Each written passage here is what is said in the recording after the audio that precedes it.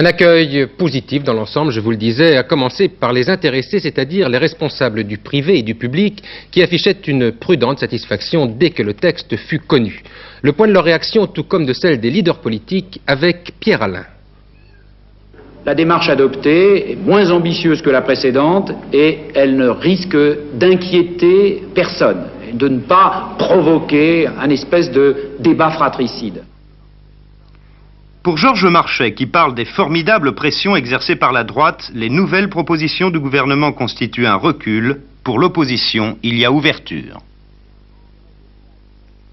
Je dirais qu'il y a une coexistence pacifique possible, mais qu'il y a encore beaucoup de chemin à faire et que cela dépendra beaucoup de l'état d'esprit dans lequel cela se fera. Du côté de l'Église, Monseigneur Villenay considère que les décisions prises favorisent une solution dans le sens de l'apaisement, satisfaction également des parents du privé. Je ne dis pas que nous avons gagné sur tous les points. Je dis cependant que les familles, par leur grande mobilisation, ont su imposer la raison qui est celle de la pluralité d'écoles dans notre pays.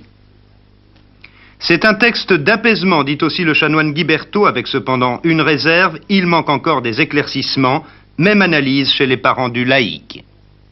Cet ensemble de propositions va dans le bon sens et j'aurais tendance à les considérer comme positives pour ce dont elles traitent, car elles ne traitent pas de l'ensemble de la question.